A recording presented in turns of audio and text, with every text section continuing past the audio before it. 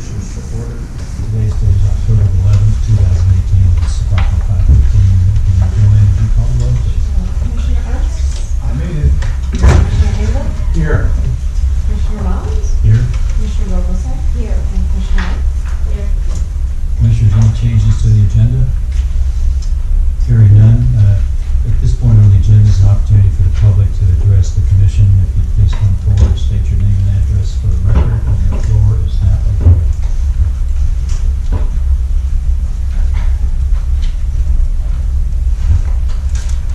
Hello, for the record, Robert Ducate, 5351 Northwest 3rd Terrace. I handed out my public comments so that it'll be short and brief here, and as I titled at the top of it, Drive for Show and Putt for Dough. That's a saying I'm sure most golfers have all heard before.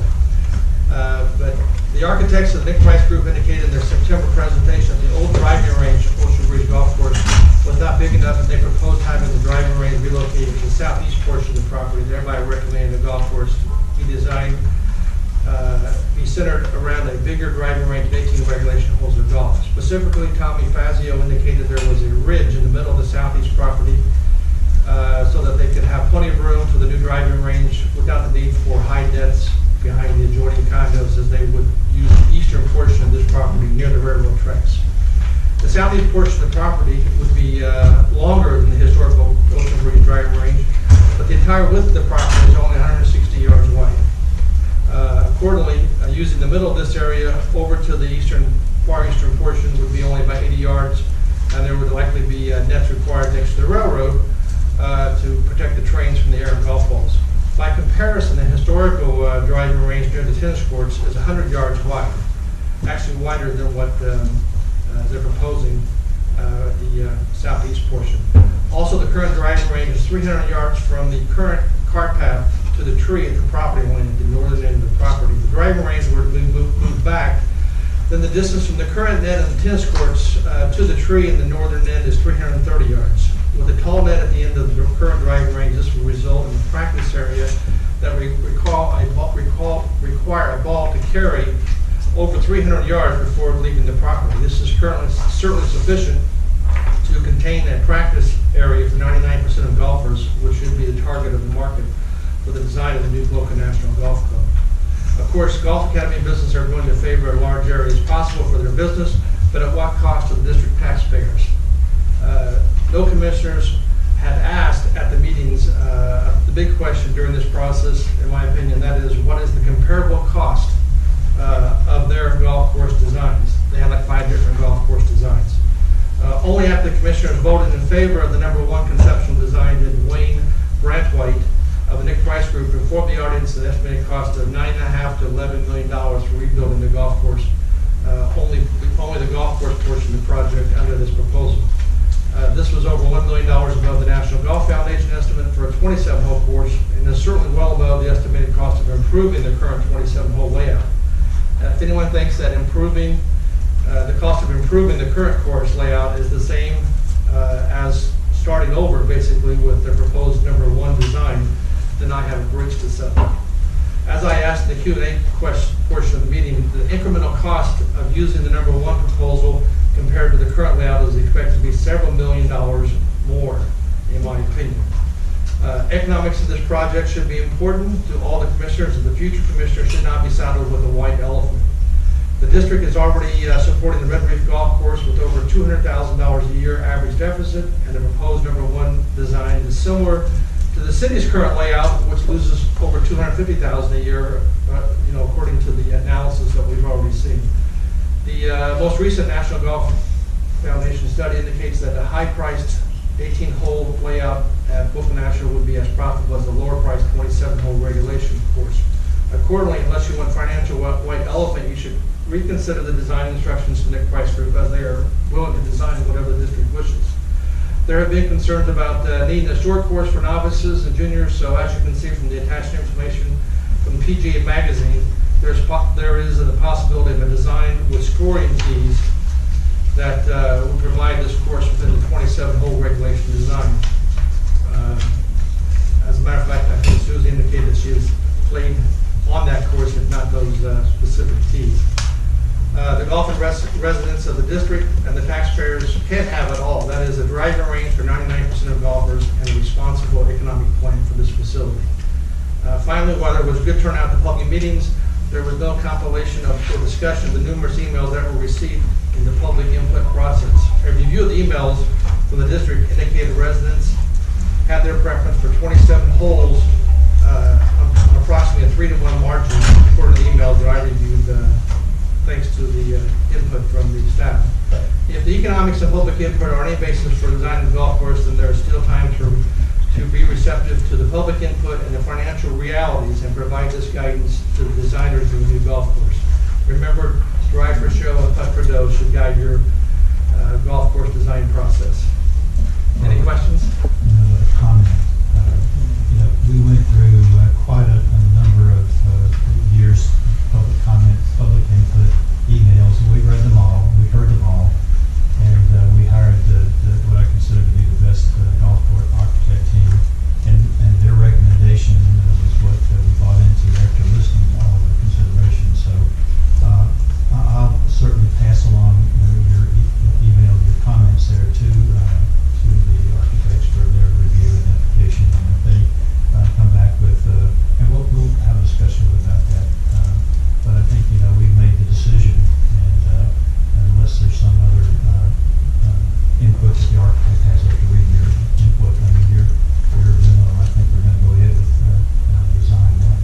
Well, yeah, as I wanted to point out in my rebuttal to the comments that were made in the meeting, the last meeting, was that the driving range is going to be a lot bigger on the southeast golf course. And in fact, from a width standpoint, it's actually wider where it's at right now, or at least as wide as it is now. Yeah, I think there's some other considerations besides that as far as opening up the west course to make it more playable. I think that was part of the consideration too. But we'll forward that, and as we have maybe the president and all the meetings we've had for comments, and we'll ask them to take a look at it. And if they have a different opinion, we'll certainly hear from that.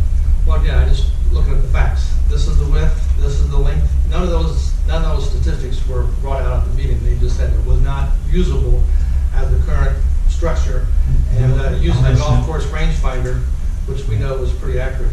A friend of mine gave me this data because. I appreciate your input, Robert. Just for the record, how many of the emails you saw were from outside of Boca Chica? I would say about 75 to 85% of the emails that I saw. Outside? No, we're inside. Okay. We're inside. Just for the record, the verbal discussions I had with people outside of Boca Chica, I think there was one in favor of the 27-hole course out of about 2 dozen people I spoke to. Everybody else wanted an 18. So I just wanted, for the record, and I understand where you're coming from with this, but I don't know how many times we can go over the same ground. And I agree with Bob, we should pass on your recommendations, and I know Bob will. But I don't know where else we can go with this. That's just my opinion. Thank you, Robert. We'll let you know what it's. I just want to add, Robert, I applaud you for your passion for kind of, we wouldn't be in the golf course project without you. And I value the fact that you believe what you really believe about the 27 holes and the structure and keeping it. But I got to tell you, for me personally, I did read all the emails. I tried to respond to most of them. But I thought after one person before that meeting talked about the cradle, and I looked at the video, and I found as I did more research on it, I really put my hands in the professionals. Fazio saying and I'm the first one skeptical of a professional saying I can do this and that, but I really, really do believe, from an economic standpoint, it is going to be a beautiful addition, and it's serving, more importantly, to being a whole different group, and it's going to be attracting. I think it appeals to the university crowd. You have to have a driving range for a university crowd. And the technology has changed. I think they came back with a pretty solid recommendation and solution, but it's not over yet. It's going to be put into implementation, and I really support what we did, but at the same token, it's going to be up to the Boca Chica residents and everyone in this community to say, does this work? And if it doesn't work, we'll probably have to change it again or do something different, but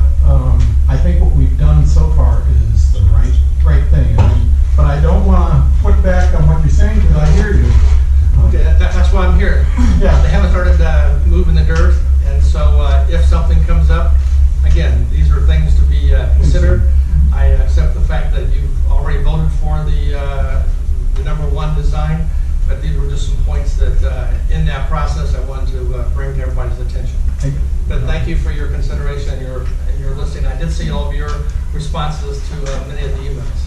I'm trying, Just for the record, if it had been for you and Harold, we wouldn't have gotten this far because we never would have engaged in purchasing the golf course.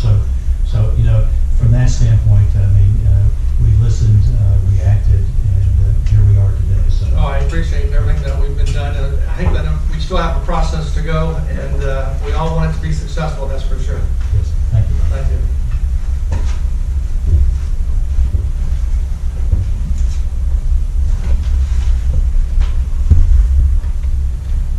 Good evening, my name is Eric Loneke, I'm with the Boca Raton Braves. I wanted to talk a little bit. Address, please. I'm sorry, 10760 Avenida Santa Ana in Boca Raton. I want to talk a little bit about the turf lining schedule. I know you guys are considering how to paint that. I wanted to let you guys know that as far as the Braves go, the football and cheer program, we use both south fields year round. We use that because we have the announcers there, we have the scoreboards there, and we have the goalposts there. I understand there might be consideration of moving one of our football fields to the north field, which doesn't have the goalposts, it doesn't have the stadium seating, it doesn't have the scoreboards there, which at our season we use year round. So I've asked you guys to please take that into consideration when you're looking at what lines you're going to paint during that time period. Because no, it looks like the southeast and the southwest both will have football white lines on them. Okay, perfect. Well, that's what's being recommended. That's what's being recommended. If you guys can consider tonight, that's what we're going to discuss. Yeah, I've provided input and it's contrary to that. So, you know, we'll have discussion on that, so, but not to do anything to deflect the Braves, but from the very beginning, and I'll get into that discussion when we talk about it.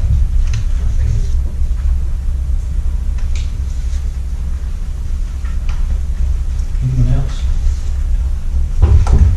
Hearing none, we'll close this portion of the meeting and move into approval of minutes. In your packet, Commissioners, we have minutes from the first public hearing that was held September the 6th, 2018. Any changes, additions, or corrections to the minutes? Move to approve. Second. Any further discussion? Hearing none, all those in favor say aye. Aye. Opposed, like sign. The second item is a public hearing held September the 13th at 6 p.m. Move to approve. Second. Any corrections, deletions? Hearing none, all those in favor say aye. Aye. Opposed, like sign. Passed unanimously. And finally, a regular special board meeting held September the 17th at 5:15 p.m. Move to approve. Second. All those in favor say aye. Aye. Opposed, like sign. Passed unanimously. Now, the first item of business is the artificial turf field lining schedule, which then should probably open up. Melissa, do you want to begin addressing that? Yeah. The first article that you guys have in your packet is just a proposed timeline. It's recommended for putting the bid out and receiving the bids back and an evaluation by the architect engineer that's already been retained and then reviewed by Mr. Koski and then come to the board for final review and approval. And the timeline on that is critical that we would like to begin in discussions with, and Greg's here tonight to discuss this with us, but we discussed with his team that March 11th through August 16th is the best timeline for getting this work done. That allows the fall season to finish, but hopefully gets us done before the start of football season as well. So that's the best time to do it. So in doing that tight timeline, you'll see what I'm recommending is that we actually get the bids back in November so that during the December months they can be evaluated and then and hopefully we can get a contract written by the end of December to hopefully be approved by the 1st of January. So therefore the permitting process can begin, and permitting takes a bit of time, so we need to really make sure we can get all the permitting done prior to that March 11th date because we've got a real tight timeline here. So that's just a timeline to show to you what I would recommend our timeline on the project to be. The next thing that you'll have there is recommended field lining turf. This comes from the Recreation Services team. Greg, I don't know if you want to talk about this. And then you'll see also, Craig, I know you were interested in what the teams had requested. So below that is what the teams had requested, but I'll let Greg talk about this. Commissioners, Mr. Kosky, staff, thank you for having me this evening. Obviously, we're very excited about the project moving forward to get done. So we know there's lots of demand for fields around Boca. Basically, what we've looked at over the years is the way the fields at Patrice have been used, how they're scheduled, which groups are our heaviest user groups, and then looking again at the amenities of the field, sort of the park itself, with the scoreboards, the goalposts, where the press boxes are, and some of the needs of each of the associations or whatnot. And basically come up with the schedule that's in front of you, or the recommendations. What we're trying to do is find a balance between what's needed by the groups and what we can have out there readily available for use, and but not having too many lines. I mean, obviously there's opposite ends of the spectrum. You can have no lines and paint everything by hand, or you can put all the lines out there at once. But the more lines you put on the fields, the more confusing it gets. And that, just so you know, this is showing all the lines, so you can see how confusing it can be with all the lines on it. Right. And because you go beyond what you're looking at with all of the lines being on the field, that doesn't necessarily mean it's all of the groups or all of the users that are out there. We often get requests for say, lacrosse. Sometimes when Sabre and the Passage use the fields here, we'll come in and have to hand paint smaller fields that run perpendicular or across the fields. So the more lines you have on there permanently, the harder it is to add another sport or to put practice fields in going perpendicular to what's already there. So again, the recommendation was trying to find balance of what we felt was necessary, but also leaving space for us to come in and making changes or additions to the fields as needed. It's important to note in this, there was a meeting a while back that the commissioner, you asked to see what it would look like with all the lines on it, the dizziest. The one difference on this line, I didn't have them remake it, but the red line for soccer and the yellow line for girls lacrosse and men's lacrosse all have the same sideline now. So where you have multiple lines here, you would now have one line for all three of those sports. I made this fear, sorry. Disappearing. But if you'll see, these would not be separated now. They would be one line. So we would have to make a decision. Do we leave them in the color of one of the sports, and then certain sports have the insides be one color, and they just know they change a line? Or do we pick one different color for the whole outline and then just have the inners of each sport different? We'd have to figure out. If you chose not to go with every sport, but we'll have to address that too. So You're gonna give a recommendation out of this, right? this is the city's recommendation. Okay. They use the information below with the team request, and then what the information they knew in scheduling here. Anybody use mine? Page 17. Let me address Aaron's question and football's question at the same time. You'll notice at the bottom where it says team requests, it said lines on the southwest field for soccer, and that's been my expressed opinion from the very get-go. And the reason being is that the older kids play on the larger field. The northeast field is a smaller field than what we have in the southwest. My understanding is both the northeast and the southwest field are the same size. The southeast field is the larger of the three. Same length, same width. For the dimensions we've measured, yes, that's what we have in our records, that both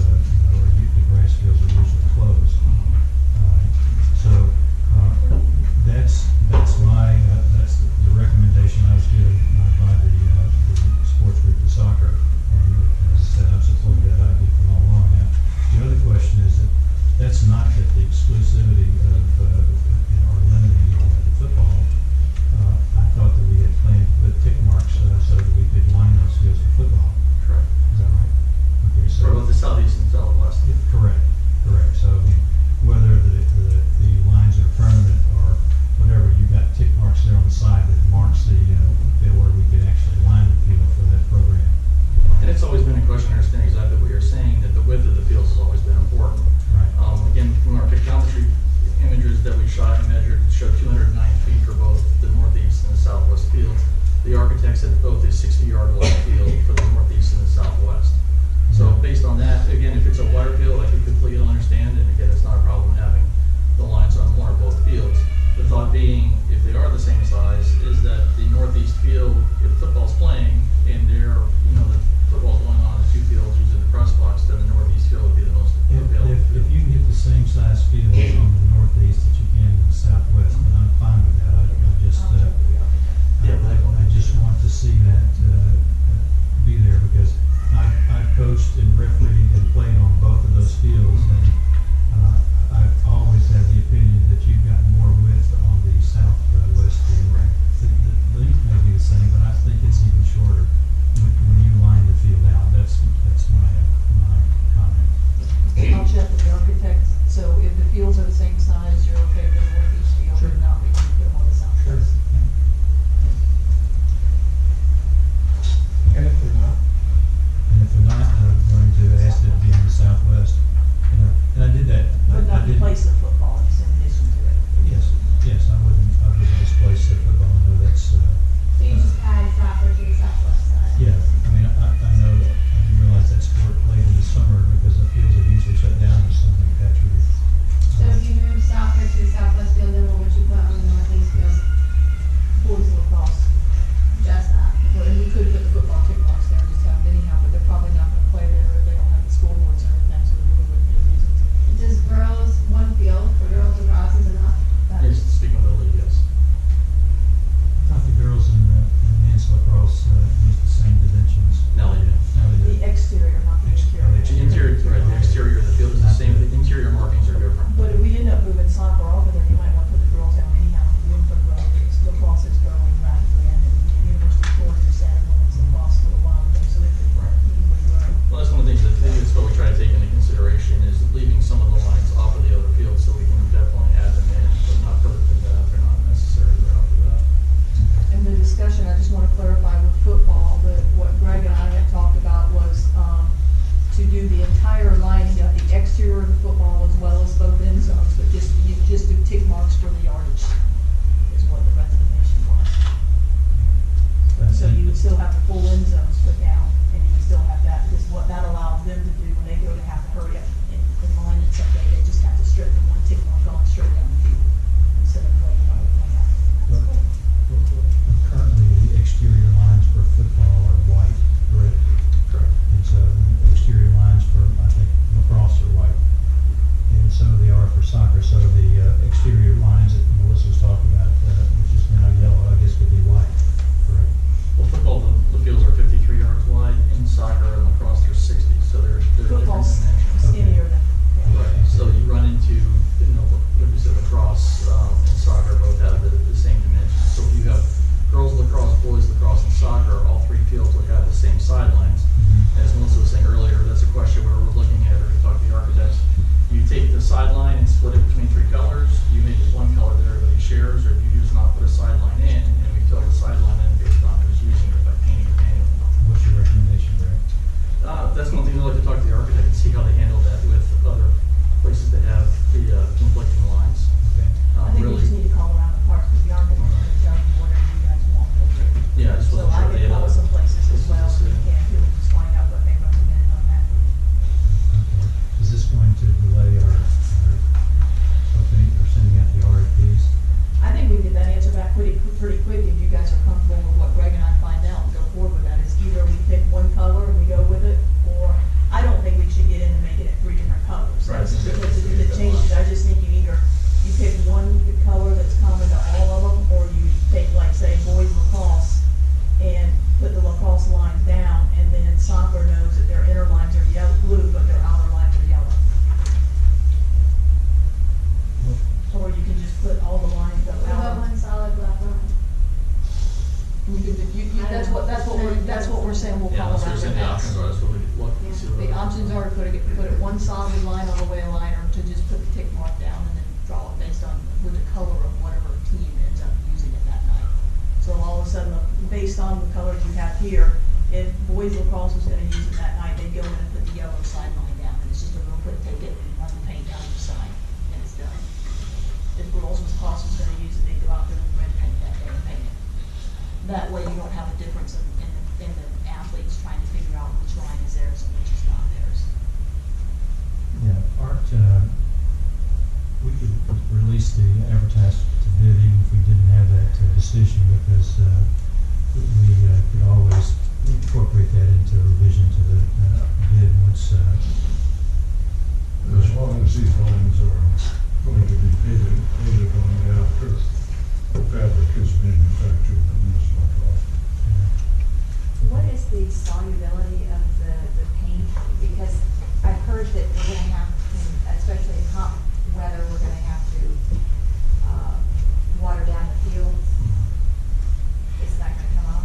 The paint itself, for example, at Sandpine Park, we have turf there that's probably not of the quality of the turf going in at Patch Reef. We have to paint those fields. They're permanently lined for soccer, but we play flag football and some other sports there, we have to manually paint. The paint usually lasts anywhere from roughly 3 to 4 weeks, depending on rain and whatnot. But even with the irrigation on there, I think it'll hold pretty well. Thank you. Do any of the schedules call for, say for example, football one day, soccer the next, lacrosse the third, which would maybe necessitate pulling up on the sidelines, putting down new sidelines? Typically, between lacrosse and football, there are different times of the year, but we would hope to have, the use of these fields now is, right now, you have lacrosse or football played earlier in the day, early evening and whatnot. And because of the wear and tear, we haven't always felt it worth it or put a second slot of activities in there. What we'd really like to see is the times allow is to either have football or lacrosse early and then be able to bring in adult permits from soccer or some of our soccer groups in the evening. So there is the potential that you could have two groups in different types of activities in the same day. Because my only worry is that if you have, say, football and soccer, just for argument's sake, playing the same day, a bit of confusion as to actually whose sideline is where and what sideline you're using. A kid running down sideline on a football field may think his sideline is the soccer sideline when indeed it's a narrow field. I'll tell you, Steve, that's the way it is at Buckeye right now. Because football and soccer overlap, and they have two sets of lines there. And it takes a while for a new referee to figure that out. But I did. I mean, you know, as Greg said, the soccer field is wider than the football field. So, I mean, they seem to get along fine with that. Question, just for clarity, so when this is all done, how many lines, there are 3 fields, all 3 fields are different sizes, at least from space, so you may shape them the same when it's all done. I don't know if that's gonna happen, but how many lines are gonna be on each field? 2, 3? There's 2 sidelines, right? I'm sorry, well, I guess basically. When you're all done with this, when you look at the field, how many are gonna be lined? Right, if we went by what we were recommending here, you have 2 sets of lines in the northeast field, the northeast field, 3 sets of lines on the southeast field, and 2 on the southwest. Okay. But depending on whether or not we If we move the soccer. move soccer, then you'll Right. have 3 on the southeast, 3 on the southwest, and 1 on the northeast. Okay, and your other option is just tick mark everything and line it when you go. Right. And so at Sandpine, you have 1 set of lines, which is just soccer. Right, the fields at Sandpine are much smaller than the fields at Yeah. Patch Reef, so they only really allow themselves to soccer and flag football basically at certain times of the year. So again, we can't beat the flag football and use the fields primarily for soccer the rest of the year. And again, what we're talking about with football is simply putting in the exterior lines and then the line across the goal line and leaving all these yardage with just tick marks.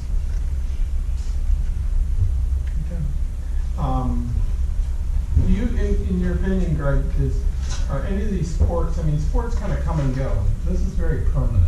I mean, I'm hesitant to say, yeah, let's make 3 sets of lines on every field and there you go. And then find out that in a short process, we found out that men's and women's lacrosse had merged their lines. This has got to be kind of a permanent thing.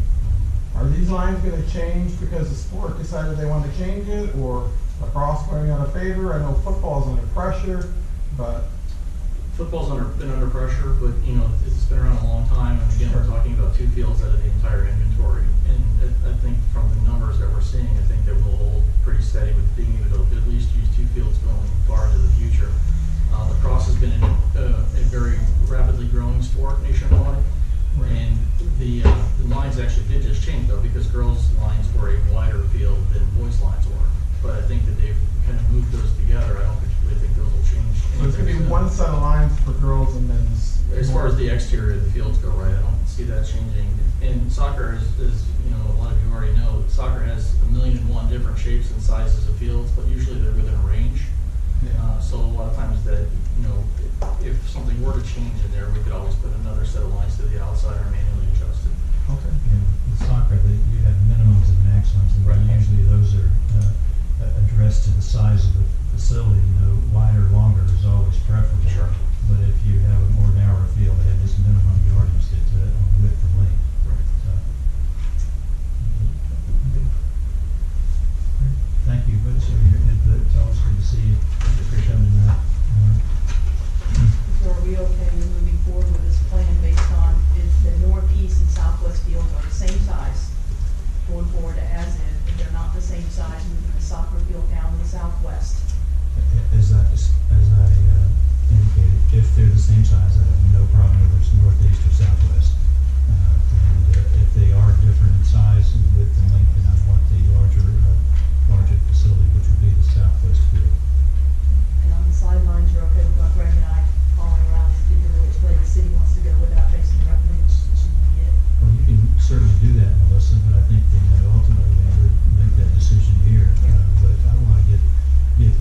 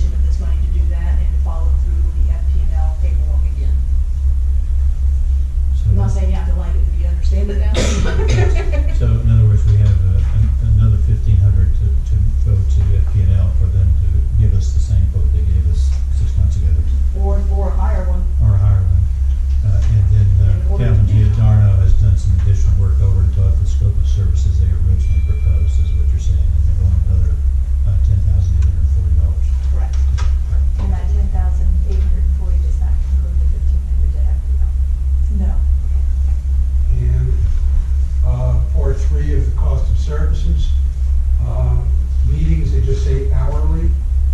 So they're not charging us for the meetings, or is that an additional charge over and That'll above? be an that? additional charge if we have meetings and ask them to come to it.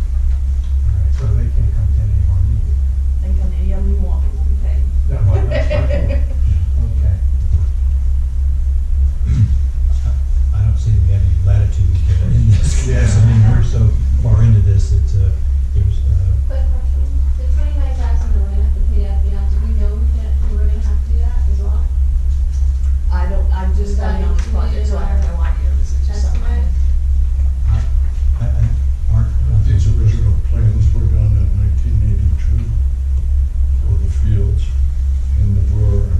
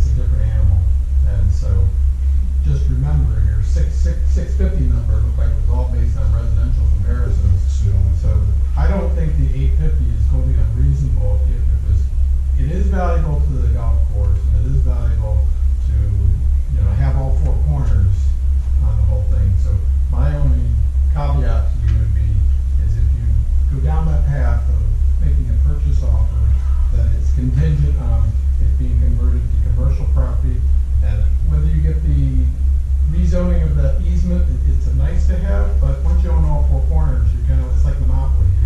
You have all that whole area, it's okay, and you can decide later about whether they're gonna, release that easement or not. Steve? I see the problem here as the seller is basing their price on the appeal to people as a home, as a residentially zoned property containing a house. And from that standpoint, it may have that value, but the question is to how many people?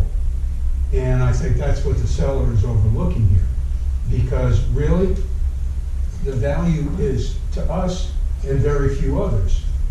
The property was the sales office Right. of the particular facility.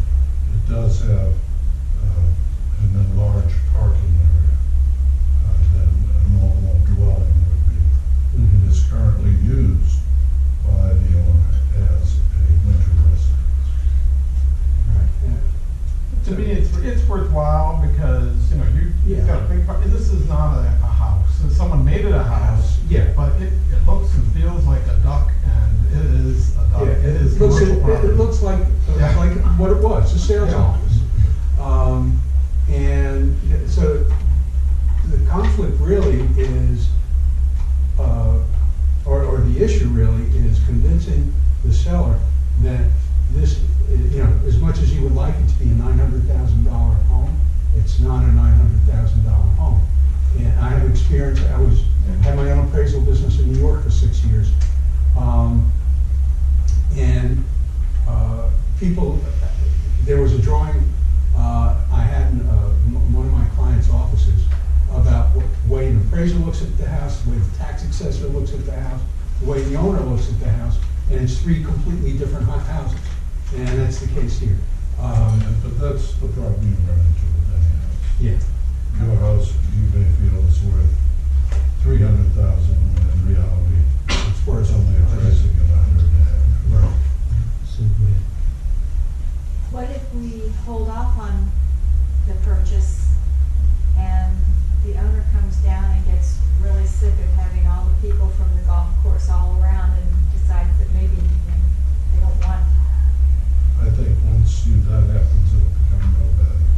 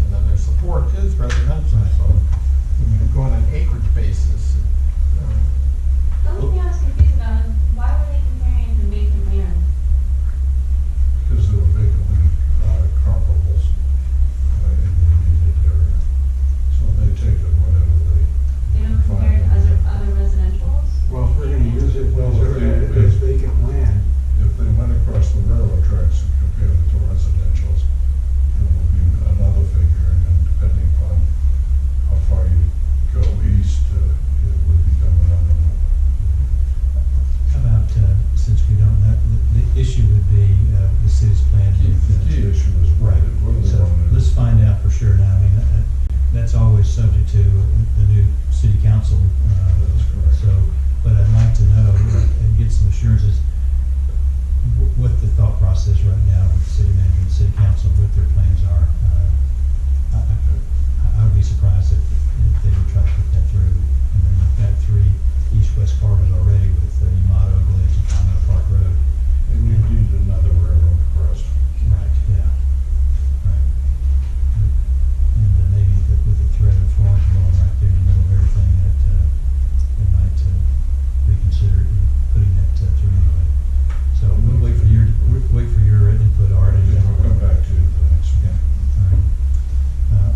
Commissioners, item number 3 is the landscape improvement of the Tika entryway. Is that correct? That's me also, Mr. Chairman. Under our interlocal agreement on the purchase of the, both the east parcel and the city's purchase of the west parcel of the entryway into Boca Chica off of Yamato Road, we are responsible for the maintenance of that entry area. I felt that this would be a good time, subject to the commission's concurrence, to provide some improvement to both sides of that entryway. Number one, making the west side improved would show the residents of Boca Chica what they can anticipate in the way of a improvement to the neighborhood that will be made by the district, which I think is something that would be most valuable to them. And secondly, with the improvement of the right-hand side, the east side of that entryway, possibly including the name of not necessarily coming soon, but showing Boca National Golf Club and giving us some recognition in the entryway as well. So what improvements are you proposing, Art? Well, we just do some landscape improvements. I've asked Wayne to talk to Grant Thornborough and his people about seeing if they can do some landscaping to sort of dress up that area. We already maintain it. We cut the grass, and we're paying people to cut the grass right now. But I'd like to make it look a little better for the benefit of the residents and for the benefit of the golf course, which is on its way.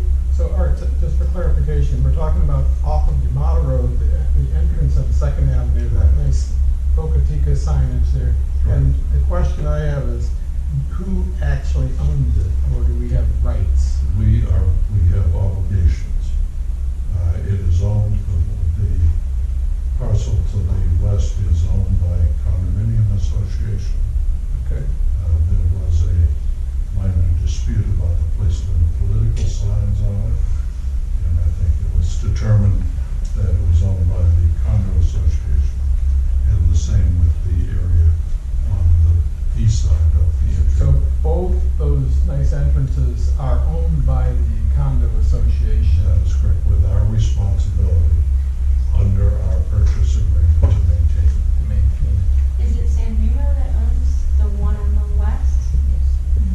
And Building, whatever, the one on the right, is a building number. right, so because they have multiple condo associations within Boca Chica, so it's one particular one that owns that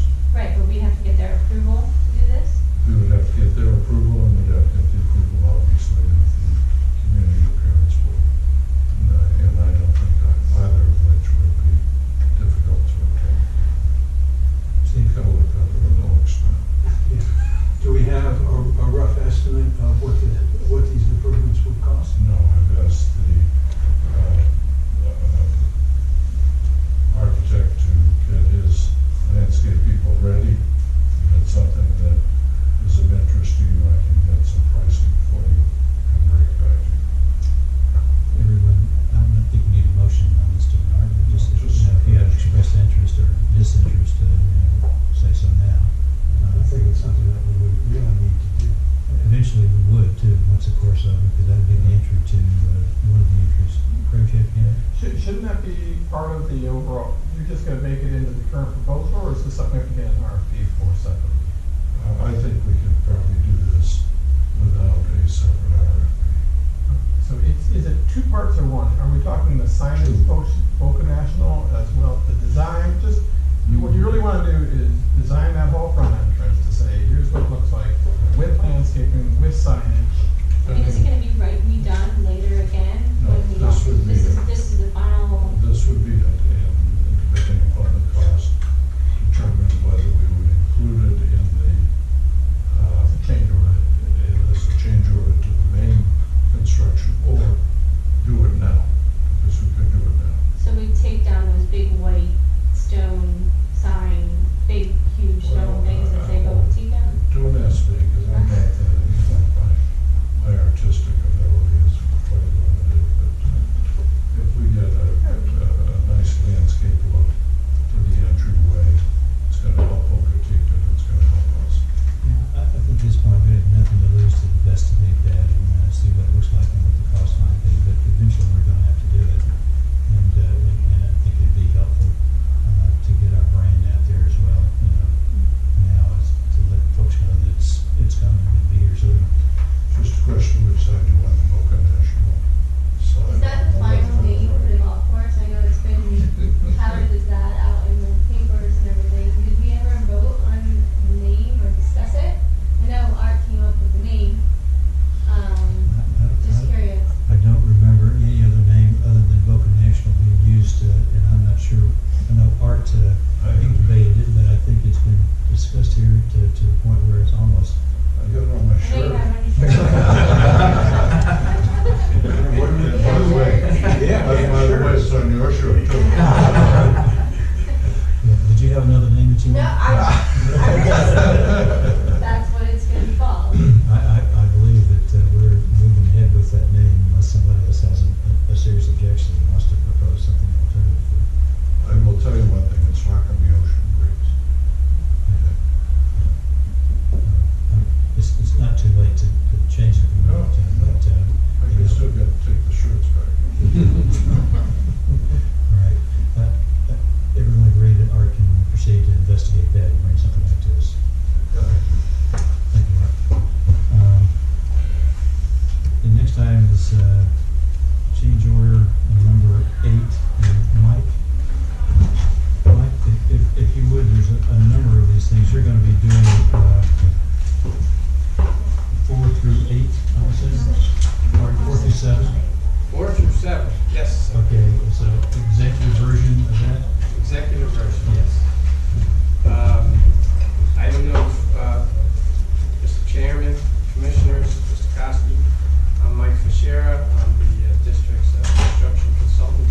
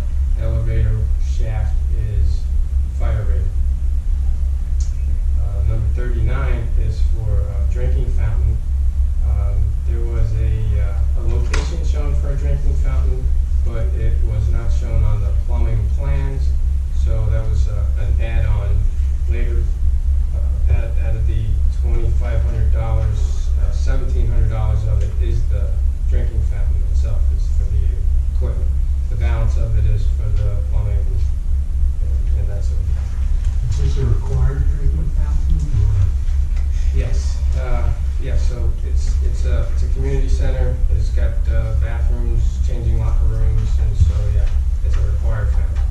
So it was, the architectural floor plans showed the location for it, but on the plumbing plans, it just didn't have the corresponding piping and fixture in the schedule. So the bid itself did not have that number in it, so it would have been the same had it been there or not. Yeah. Yes. Is it already in? It is in now, yes. Is it the kind that we put floor tiles? I don't know for sure. I know that it's high and low, but I'm not certain if it's got the water bottles. I like those too. Yes, those are Yes. perfect ones. The next one is change order 47, AT&T conduits, boxes, labor. So the old Chuck Steakhouse did not have a phone, and therefore it had no phone.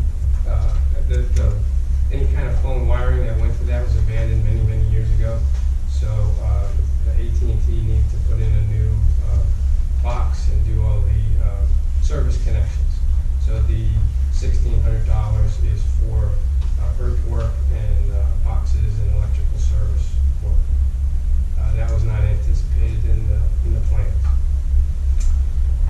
Change order number 48, fixture requirement. Oh, I'm sorry. I skipped 42, which is at the top of that PCCO page. Sorry. That's a $6,400 credit for not having to move some electrical equipment. So we figured out a way not to just leave it in place and use it as is, so we don't have to move it. Change order 48 are for emergency light fixtures. So when we had one of our final fire inspections, it was determined that there were more emergency light fixtures that were needed in their estimation. So that $4,600 is to add a circuit and additional light fixtures. Change order number 49, and the last one is for additional devices required for the elevator. So the elevator, again, the fire department, when they went out there, they looked at the elevator design for the smoke detectors, heat detectors, and there were some additional devices that they requested that we put in there to make that system work properly. And that is $3,200, $3,252. And that is my summary, executive summary of the changes. Commissioners, any further questions? Can we have a motion, please? Make motion to approve the change orders. Okay. Second. Okay. Moved and seconded. Any discussion? Hearing none, all those in favor say aye. Aye. Opposed, like sign, passed unanimously. Thank you. You're welcome. So do you want me to do the other ones now as Yes, well? sir. Okay. Yes, sir. So the next one is item 6, furniture proposal. So we did an extensive discussions with the staff, and we used a furniture supplier that is on a state contract and the same one that the city uses.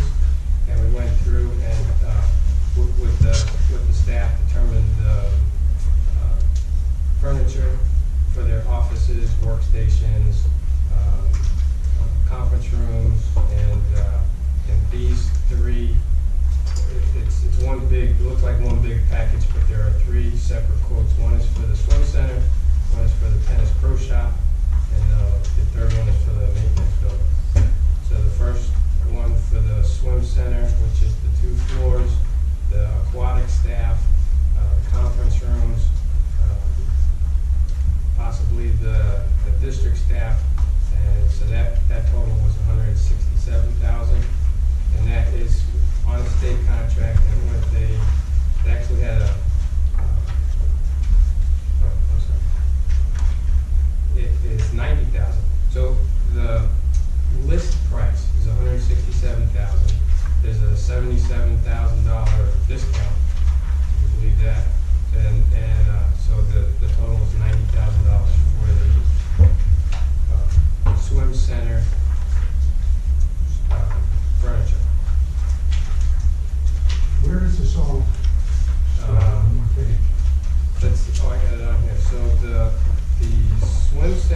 it's at. Alright, so I usually think of the swim center first, because it's the biggest item. And so in your packet, and I'll do it the same way you have it, the maintenance building is first, and that starts on page 115.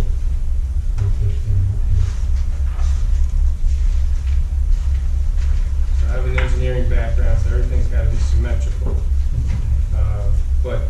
So on 115, the maintenance building furniture package starts, and like I said, it's a city-approved vendor. It is on a state contract, so there's a significant discount, and we're gonna, if you so choose, we could buy this off of the state contract and not put it through the construction contract, because that would tack on another 15% on top of this. So if you buy it direct, there's no sales tax, and you save the other 15% profit and overhead. Going through the state contract, we don't have to do an RFP on this. So on page 121 is the total. It says 24,000 minus 14,000, so the grand total is 9,700 for the furniture at the maintenance building.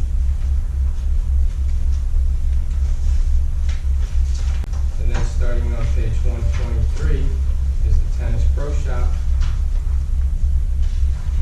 And on page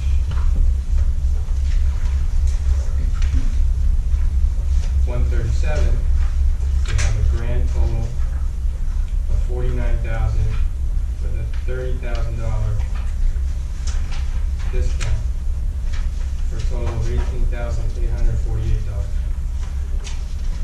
Just a question, since the maintenance and the pro shops are not done, we're not taking possession of this furniture and putting it in storage, are we? No. Yeah. Okay. But the acceptance of the proposal doesn't mean that you pay anything. It locks in the prices. We can order so that it'll be there in time, and you don't pay until you pick up.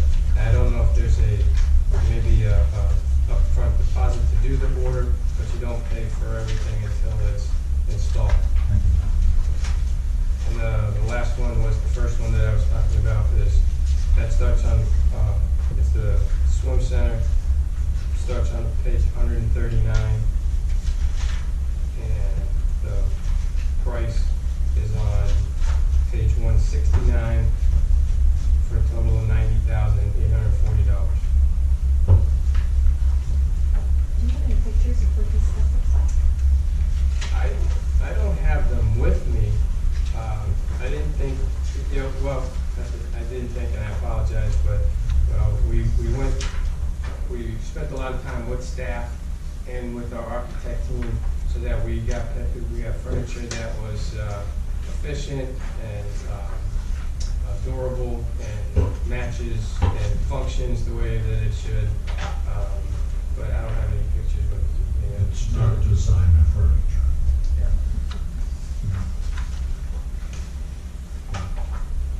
So I would like if you so choose, I'd like an approval upon accepting the proposal so I can order this furniture and have some chance of getting it in time. Wait, Greg. I think someone should look at it, and the last thing I would want to do is, have you looked at it? Yes, we've seen the furniture, we even tested out some chairs, that we will have in the building. Leland's got to sit in one of the chairs one day when he stopped by, so we have seen it. Yeah, adjustable armrest so that you can get yourself quite comfortable in one of those. As long as you look at it now and you're happy with it, I'm happy. Yeah, the commissioners haven't seen it, but every other facet of the city Has seen it. staff and district staff, they've all have, and the architects also given the seal of approval on the fabric and the colors and the styles and all that. Commissioners, may I have a motion, please? Move to approve for the furniture? Second. Moved and seconded. Any further discussion?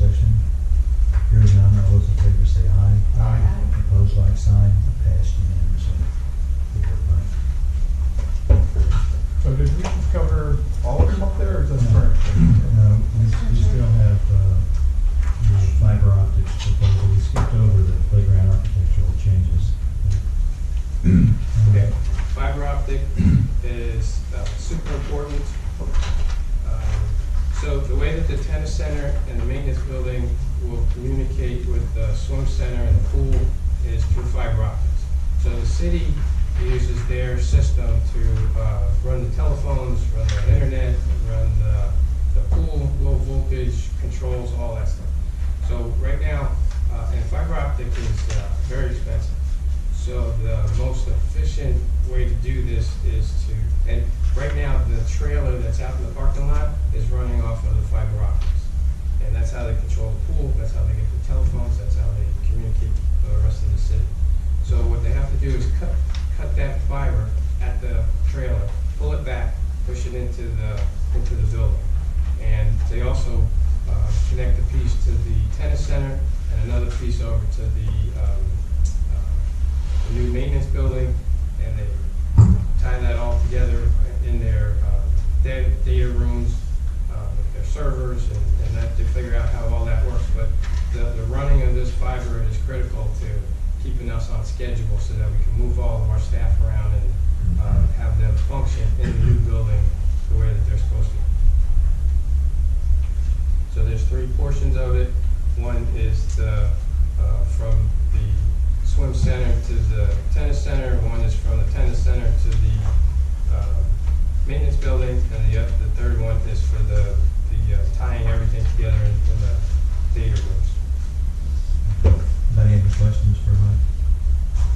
Sure, but I think all of this has been, Mike was working alongside with city staff, the IT department. Oh, absolutely. And coming up. So, and that's another good point, is that this is also a city vendor, and so the prices are competitive pricing.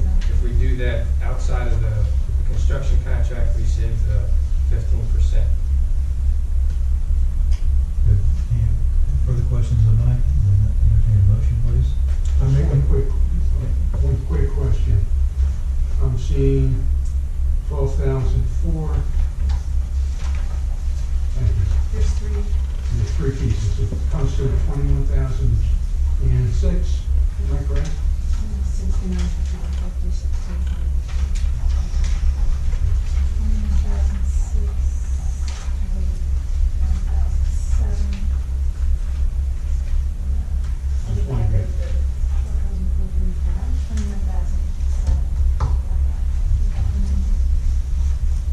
21,007. Is that total correct? So the motion includes the, All three. okay.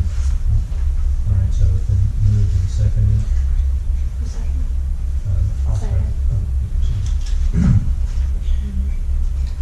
Any other questions, Barry? You want me to amend my motion or the dollar amount or? Would you mind doing that, please? Oh, I don't know if I can add that up though. It's 21,007.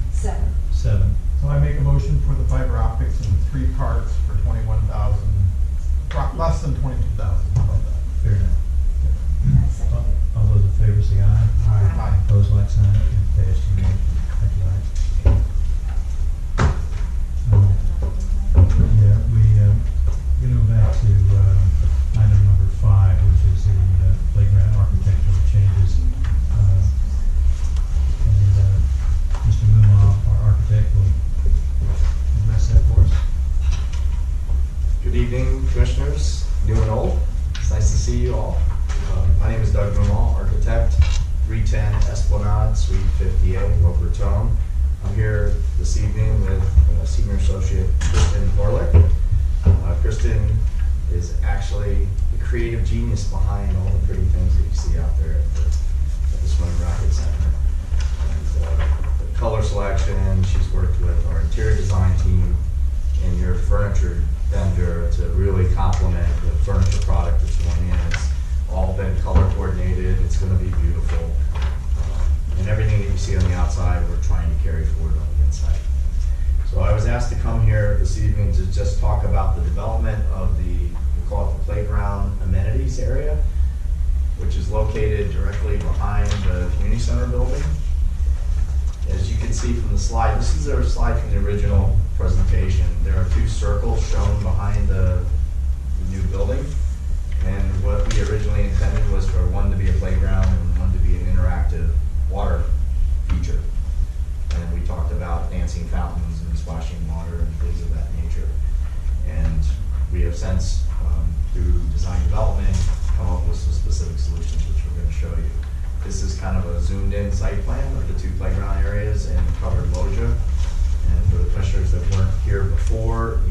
these amenities were something we felt collectively enhanced the use of the swim center, the use of the tennis center.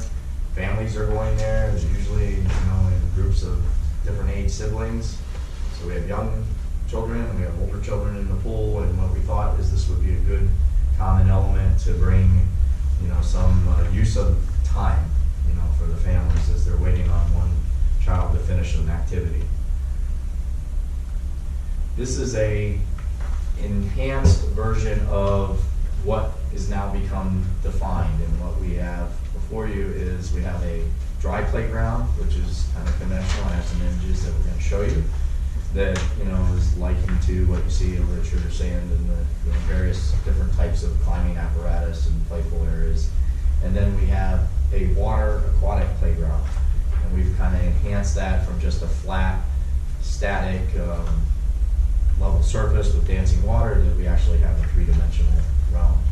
We also had to do some significant problem solving, as I'm sure you've heard over the last months, dealing with the old Chuck Steakhouse and what it was and what threaded through it was very ambiguous, and we found buried electrical wires. We saved some, we had to discard others. But we also had a significant elevation change between the two, and it was undeterminable until we could demo everything and figure out where everything was. So as a result, the building sits a couple feet above the new community center due to floodplain elevation requirements, sits about a couple feet above the pool deck, which is actually a great improvement because now we're looking down into the pool as opposed to straight level with the pool, and people are looking up. And so in order to make the transition, we've extended the patio, which is both covered, and you can see it kind of in the, that kind of terracotta-ish color, and we've created multiple kind of circulation points. So in the back, we have some steps, and I'm not going to touch it because I send it into outer space again. And we have a ramp, and we have another set of steps. We have a kind of a sloped walk surface here that takes us down from the community building. This is where the locker room access is. And then we have some transition areas back to back of house where some of the pool equipment is located. The green areas indicate landscaping, which is going to create an opportunity for shade trees, color, really making it, a nice kind of vegetated area, likened to what's happening with tennis courts. This is a very unique opportunity. We have a jewel, if you will, of a community amenity. So this is going to make for an interesting break in between the kind of the Stark pool deck and the upper community building. This is a three-dimensional view of the playground. It's dynamic, colorful, fun. We have a shade structure that goes over it, and it will, be enticing for children to play on. A really interesting program of rubber footings and safety, designed slides and whatnot. This is a three-dimensional view of the aquatic playground. You can see we've added things that are happening vertically that make the water playground area more interesting and unique. It's a very colorful pad. All of it's tied into the water system that is actually controlled somewhat like the pool. So there's. I have just one question. Would you go back to the previous slide? What do you see any kind of a tripping hazard for toddlers off that step that you have, that perimeter that you have around that? The actual construction will be flush. Okay. We were pushing the vendor to give us a three-dimensional view, and this, of course, as if it was in North Carolina in the pine trees, but the materials that you see are what you're going to get. This will be flush to the ground, all of it, and then the sod will come up next to that. That's just a retaining header curve. And here you can see more of the flush attachment to the pavers and also to the grass area. Good question. Sure. On the playground before, is the shade structure actually going to be that big? Yes. Okay. Is there any way to get some shade over where parents are going to be as well? Because they're noticing that. I don't know if that's possible. shade as possible. In the design of the building, this area is covered.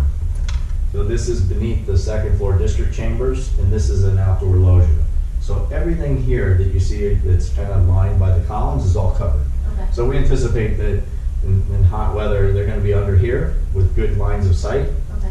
And then in the landscape plan, which I don't have, we have 3 oak trees that we're gonna plant that will, you know, as they grow, will provide additional shade Okay. out there. It's not just gonna be open grass. Okay, my other comment is there any way to have some sort of separation between the aquatic playground and the dry playground? Because I know some parents will go and not want their child to go in the aquatic playground. Right. Or, you know, something nice looking, I guess, but something with like a gate where you can walk through to get from one to the other, but where a kid just can't run in and get to the aquatic playground. Certainly can be considered. Just an idea, I'm just thinking as a parent. And is there gonna be some sort of fencing from the playground area to the pool so that kids can't run from there to the pool? Because of the changes in elevation from here to there, we have both a buffer of landscaping and we have protected guardrails. So the only way that they can get down is through an accessible stair or a ramp. Right, but is there a gate at that stair? There is not. There's no gate there. I think we need a gate for a pool. Well, the entire area is gated and secure. Yeah, I realize, But we consider that to be one Yeah, communicable area. but there is, as Aaron brings up, there is an issue, a safety issue. If you have a child, say for example, in the aquatic playground, and an older sibling is down by the pool, they see them, they come running through that gate. The parent is sitting up there, God forbid, they slide right into the pool. Yeah. Okay, and that's what I'm thinking too. So you need to have some kind of barrier, a gate, something, so that at least the parent sitting on the covered area has a chance to react. Okay, we can add that. Yeah, I think that's a good idea, Doug. You know, every pool book has to be fenced, but then you have access, you know, to children from the inside. The reason why we have childproof fences that go around there. So I think Aaron's got a great idea to Well, incorporate it'd be that. like a PVC We like can do that. Okay. You won't get to it until you check it. Put a children's gate on the pool. I should put a children's gate around the entire thing. That should be easily. I Around the pool? I want to run my pool. And I think if Doug could put one right there, that's the only entrance. Yeah, there's only the maybe two. right there. No, he's saying put a child's I put a fence children's around gate the around the pool. whole. Sure. We'll look at options, I think is the goal. Yeah. Cost you about $400. Yeah. Yeah, but then you have an ugly fence around the pool. Mine isn't. Yeah. It's much better than having something around. Yes, but then every adult who wants to go swimming has to go into the fence in the pool. It's a gate, it just closes again and it's got a clip on it. Very simple. I'll show you. I think I know what you're talking about, but we need Yeah, commercial but grade. that doesn't allow kids in and out easily to the pool. Sure is. So, just for clarification, didn't we already approve a bunch of stuff with water features? Or is that out of The design, Petri? the design. The design. If I may, yes, so the playground features and the water and sewer connections, electrical connections, that's all been approved. So tonight, we were introducing just the elevation separation with the stairs and the ramp. Okay. So that's the only thing that we were planning on changing. The gates, I mean, the pool is supervised by multiple lifeguards. Yeah. So we were just planning on There's a putting. lot of kids who will bolt for that Right. pool. It's kind And of, granted, there's lifeguards, but there's lessons going on there. They don't want kids running from random areas of the community center or wherever into the pool area. yeah, it's a belt and suspenders issue. And I would much rather play it safe than be sorry later on. All right? Because I know with my kids, back on Long Island, at a community pool, you had to have eyes behind your head. And there were, I don't know, maybe 3 or 4 lifeguards at one pool. So what are you saying, Steve? So what I'm saying is, probably these kids are just as crazy as my kids. No, where do you want the? Oh, I'm talking about putting gates at those 2 They're either entrances. gonna have to be down here, or we're gonna have to rework them up into here because of the ADA accessibility. But we'll figure out where the best place to put them, but the directive is that we want security here, here, and here. Right. So the access from the community building will stay controlled through the door, and this is back of house, so it's, and it should be noted, this is the lifeguard office that has access out the side and has windows to the pool. This is the aquatic center manager. Director, did you have a question? Yeah, I was wondering, is there, if you can go to the picture of the aquatic playground, if I'm reading the plans correctly, there's no standing water, correct? So it's Correct. not intended to be manned. No, it drains right in through the perforated. And I would assume, in looking at that, that the targeted age group would probably be anywhere from, since there's no standing water, 1.5 to 2 years old to probably 12. But the playground looks like it's probably a 5 to 12-year-old playground. So what are we doing for the kids that are between 2 and 5? Is there a separate playground for 2 to 5-year-olds? Or are they expected to play on this, which is geared towards the older kids? I'm not familiar of the limitation of age that you're referring to. You have 5 to 12-year-old playgrounds that are built for 2 to 5-year-olds, and you have 5 to 12 that are rated for that age group. I just don't know if you want all the kids playing that wide range of age groups playing together in there. I would be leery in working in aquatics for a long time to not have the jacuzzi unfenced. You've got a large body of water, which is probably 4 or 5 feet deep, and you have kids that are very close, and we do not man or guard that jacuzzi. It's just a few steps down. So again, coming back to all the lifeguards are going to be focused on the interior of the pool, and that jacuzzi is kind of out of their eyesight. So that is something that I'd be very leery of. Would it make sense to have some entry feature on that so that they would keep out? Sure.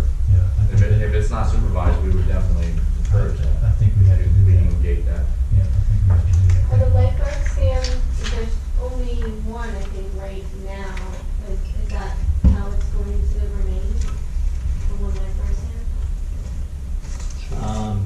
I have to talk to my aquatics team, but I know we can operate as many as I've been out there and had 4 or 5 lifeguards out there with the number of camps out there. We can operate with one that traditionally is on the right side looking in, so you can guard everywhere within your 10-second sweeping time frame. But again, we can add more, but that's just going to cost you more money in staffing, manpower, lady power. My worry is wherever you put a lifeguard around the pool, they're not going to be able to focus on the deep body of water and also focus on that aquatics playground, which is up the ramp or up the stairs or whatever that elevation is. Mr. Chairman, the depth of this pool is not changing. So it's a shallow pool. The aquatic playground is flush. Yeah, but the pool itself is very shallow. It's deep enough, no. Which pool are you referring to? The main pool? We are not touching that. Whatever it is existing. Well, it's like 6 or 7 feet. If you have 2 inches or 20 feet, you still got to guard it. So But it's only 45 feet deep. It's a, it's a No, lap it's pool. not. It's deeper It's a than lap that. pool. This Yeah, is the wait a one. minute. I mean, I can go not standing and it'd be over my head, way over my That's what I head. said, it's about 3 or 4 feet. You could throw something out. Aaron's credit, I was out there too. I was out there about less than 3 weeks ago, and it's deep enough that, you know, it's gotta be guarded. Yeah, Well, well, we're not arguing the guarding part, we're talking Understand. about whether or not we need more than one lifeguard stand. I think there's 2, as I recall, there's one at that front entrance, but there's another one on the back side. you know, towards that little pathway going to the little square up there. That's where they sit. We can also deploy on-grade lifeguards that go back and forth and patrol an area. Depends on who's swimming, Exactly. how many children are in there, if it's just lap swimmers. I think for me, this whole area is all very nice, but given there's a lot of retirees and stuff, it should be ability to close it off when you want. Close what off? Close off those two if you don't want that to be the, you know, everything open. Otherwise, you're gonna have more staffing all the time on it. And if you have a limited people on staff, you can focal, it gives you a better focal point. Well, we're not changing the size of the pool or the pool area, and we have been staffing it with lifeguards adequately. Correct. Soon. But it's these two things I'm talking about. But I'm If just you're saying- adding a playground and then a large playground to like a community center that's brand new, you're gonna have a lot more people coming here compared to how it was before. Do you know what I mean? Well, I guess I'm trying to figure out what you're asking for. I mean, we've got 3 areas that we're putting gates on to keep, toddlers from running off. Is there something else that you're asking about? Not me, I'm just saying, I'm supportive of the fencing. I think the decision is can it be elevated and all that? Okay, fine. Now that we know we have those 2 things there, I'm just saying that fencing is gonna be more, or gating is gonna be more important so that you can control And the access? the access. Mr. Chairman, you could put a childproof gate around the exterior of the patio of the pool. All the way around it. Very inexpensive and very efficient. Well, commissioners, what's your pleasure? I would say you don't need the fencing around the pool. I think that would totally disturb the pool area. I think if you fence up, if you just gate off those 3 entrances and make sure that there's no access, unless they go through the gate, then And then do the same thing with the jacuzzi, limit the access to that through some type of an opening gate or something, so that kids can't do it there, since that's kind of out of the line of sight. Okay. I think that's, I see everybody nodding. Okay. Yeah, can I just get one clarification? Are we looking to add some type of dividable fence? I didn't touch it. People would go there and expect it to Here? stay dry. I mean, they're gonna pay to go to the pool. I'm just saying, What would they pay just to use that playground? It should be part of your, Like Tom Prince Park has it, water playgrounds all together, but when you go there, you know you're gonna get, like if you're gonna pay some for parents want to go access. to playgrounds and not have their kid run into the water. But they're gonna have to pay to go in here, they're gonna have to pay the daily fee, so would they do that for just the playground? Like you go to that Deerfield Park, Right. on the water, But you don't pay there, right? you have to pay for parking. Okay. But if you go to the water area and you're in the water area, then there's a fence that separates the dry areas. It's Would just you, an idea. would you go there just for the You don't have playground? it, it's for sand park, not the ones that should be I mean, sand. like if I had a kid in a swim lesson at the pool, I might not want my 2-year-old getting wet, even wet, and I just don't want him getting wet, so they'll go in the drying area. I'm just saying it's something that parents think about. Yeah. So it's just an idea that I'm putting out there. If we are putting up gates, we could put up a small fence in between the 2 playgrounds with the gate.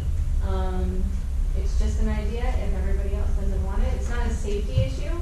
It's a just a practicality. preference issue of sometimes Well, my- parents don't want their Yeah, kids when getting. my kids were little, it was like we were embarking on a cross-country voyage just to pack up the car with all the stuff we needed to go to the pool. And if you had, my daughter, who was the youngest, if she got wet and, she's in a diaper and everything else, it becomes an issue. I guess safety wise too, we have to look and see like how close is the Should fence, and be if they're running around in water, they're gonna slam into a. Safety issue. Well, and also look at this playground. I mean, we don't have any delineation between the water and the other features of this playground, and the parents still bring the kids. And they still get wet. Yeah, they still get wet. And some parents yell at their kids not to go in the water. I think after you've been there one time, I think that you bring the change colors. I think from a standpoint, let's give this concept a try. And Aaron, I appreciate Aaron's, because I've been there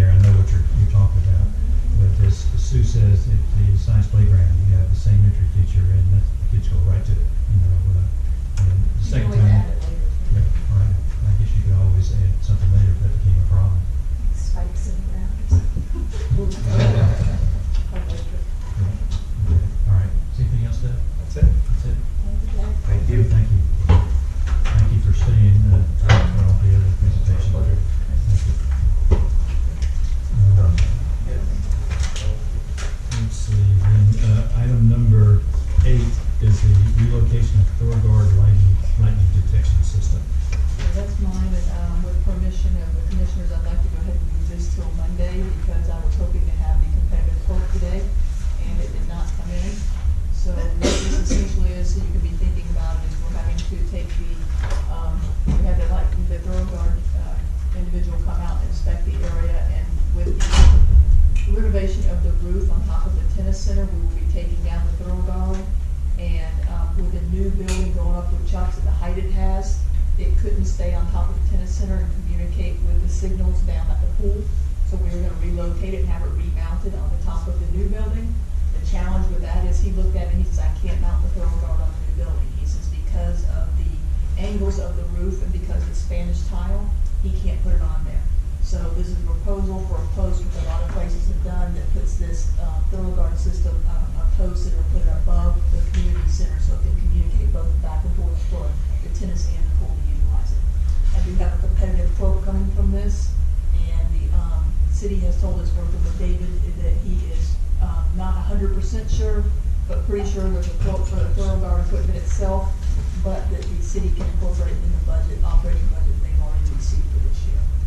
But the post and stuff, we would fund and have a competitive quote coming, so that we could move this to Monday, and the commissioners are okay with that. We'll move that till Monday, please. Perfect. Okay. And then, I believe you're gonna be talking about Petrie for park tennis courts.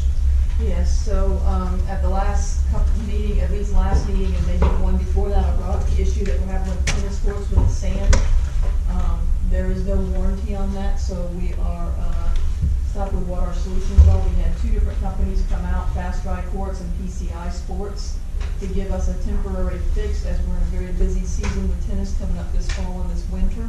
And, they both gave a proposal. We didn't tell them what our recommendation was, because quite honestly, we needed their professional advice. So we asked for their advice on what a temporary fix could be. I will tell you right now that, the courts are having to be blown a minimum of once, but a lot of times twice a day. We also have brooms out on the courts because it's causing a slippage issue. We have had one patron slip and get hurt. So this is something that we're going to have to act on pretty quickly. So we have you can see the price quotes there for $60,500 and another one for $77,250. Fast Dry Courts, what they're proposing is to go out and do this on one court first for $1,500. Make sure that this will fix the problem. If it fixes the problem, then go forward and do the rest of it. What they basically want to do is come out and apply one coat of the paint material back on top in hopes that it will absorb the excess sand in there. They'll go in there and power wash it first to try and get all the loose sand they can out, and then come in and put a coat of paint down, and hopefully that paint will adhere the sand to it for time to get us through the fall and winter season. And then what you'll see below that, I just did to put before you, because we've got a serious issue. We've got to start talking about what we're going to do for a long-term fix for this. So what I asked the company about is I heard about a full fiberglass membrane. You know, when you resurface courts, you usually go down and put like a membrane just over cracks and stuff. But there is a full fiberglass membrane you can put over the entire court surface. So I asked about it. It's up to you whether you would want to do that. You'll see the price differences there of what the cost is. I wanted to give you some flexibility on when you might want to be funding. Basically, these tennis courts need to be redone. The tennis courts are estimated to last 20 to 25 years. These courts are 30 years old. So the city's done a great job of maintaining them. They have been resurfaced when they need to, but also there comes a time when there's some infrastructure cracks, as I showed you at the last meeting, and we're going to need to redo these courts, and we're going to continue to have tennis out there. So as you can see the price tag on that, if you'll see the quotes that I attached behind, the one price tag, and I got these just for estimates because we definitely would have to bid this project, but I wanted us to know for budgeting purposes, you guys to know what you were looking at. For a total redo of the courts, it does say $621 on the one page, but if you'll look at the second page, currently they have that Lacol Cushion Plus on them for the $195,000, and that's why the total comes up to $816,000. If you were to completely redo the courts with that cushion on it, that's what the price would be, to give the equivalent of what you have now. You can go out there, the fiberglass membrane, it will last it 3 to 5 years. There will be a 3-year workmanship warranty on it. So the company will come back out and repair any workmanship issues they have. It is not fixing your problem. This is really a system that, quite honestly, was developed and it's made to help people get through as they budget for a replacement of courts when they need to. So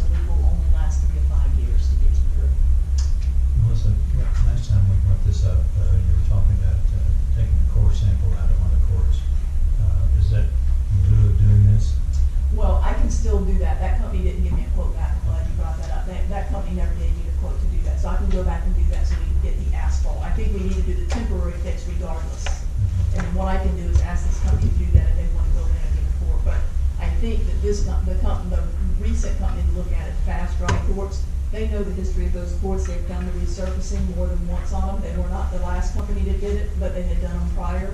And they know the court's pretty familiar, and because of the infrastructure for cracks, he's saying that we need to do it regardless. What is the fiberglass coating, how is that different from a playability standpoint than the Laco that's currently on there? It should not have any effect on it. It just goes in and lays down, and the cushioning should still be on there. It's laid with it, over top of it, so the cushioning should still be there. There's no playability difference now. I'll confirm and make sure that that's everything I've been told, but I'll confirm that. Commissioners? Well, that's not budgeted though, is it? So this is really something to talk about. We do our budget things in the summer, that's the big ticket thing. So right now, we're really talking about is maintenance. So the 1,500 to Kayak Court sounds great, plus the other stuff. And then when it comes to next summer, it's a budgetary item, really. Yeah, I think this is just a Band-Aid. I'd like to have the money just to redo the courts because they We really need do have the money in reserve. to redo the courts. Courts have in reserve. Where does that leave us? Yeah, but we obviously need to do this, but if we resurface the courts and we go full bore in the next fiscal year, and we take the money out of the capital reserves, where does that leave us in terms of what we have left? Because if I'm not mistaken, we're only sitting at maybe a couple $1 million or so in the capital reserves. About $4 million. So you're gonna take 600,000 out of 4 million. It's 800. But those are things that that's why we do the budgetary planning stuff, so we figure that out, so to me. Well, we can do that now, anyway. These are issues that are causing you potential liability. Which can be repaired or remediated for, a 3 to 4 year fix. And I think that's safer to do financially just because, we haven't even gotten into the golf course. So, And I'm thinking time-wise, you can't really rebuild courts right now going into winter season, right? You have to do a temporary fix You need to do anyway. a temporary fix. yeah. But the temporary fix is not gonna last, the temporary fix we're talking about here is only meant to get you through the fall and winter season, not 3 to 4 years. The 3 to 5 year Right. fix is the membrane after that temporary. After. Yes. This is only meant to get you through fall and winter, so this will get you through, this one coat of paint will get us through until probably March or somewhere around in there. We're talking about the cracks that we saw in the pictures, right? That's what we're talking about as the reason why we need to go ahead and redo the courts. That's not the emergency issue we have right Yes, now. okay. So there are two different issues. Two different things. One's an immediate concern with slippage of the sand, it's a safety issue, and the other is the long-term liability of those courts. What was the 3 to 5 year issue that you were talking about, Melissa? The 3 to 5 year is the membrane. If you wanted to, it gives you an option to, instead of having to put out $816,000, $820,000 to do the courts right now, it buys you 3 to 5 years to set aside money to do that at the end of that. And that cost us how much? That cost is $143,500. Can we do the membrane, like, as a solution now? And then in 3 to 5 years, do the long-term solution rather than one of the shorter-term solutions? Well, then we gotta shut the courts down because it takes longer to do a full membrane when you Right, so that's what I'm wondering, how long it takes to do fiberglass membrane over whatever the other short-term solutions are. So you're saying that to do the fiberglass membrane now, you gotta close the courts down for the process. Full now. membrane, it takes 9.5 weeks to do a full membrane. It takes 4 to 6 months to completely redo the courts. And how long did the short-term solution take? They'll have it done by.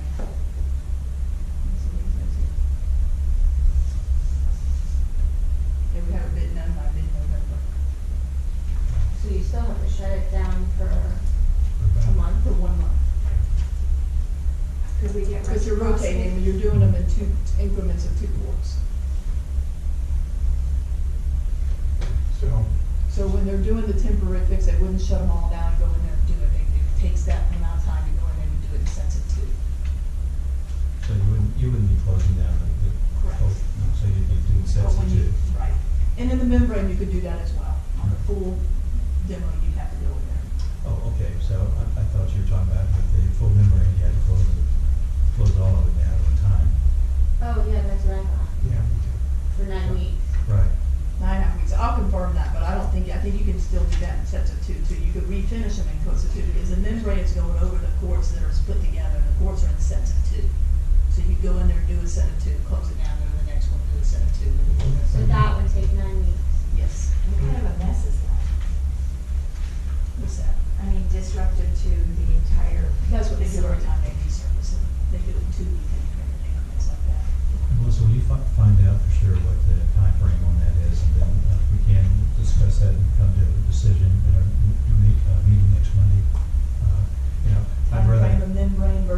short-term fix? Yeah, I'd rather do something a little more permanent than something that's just going to last until March.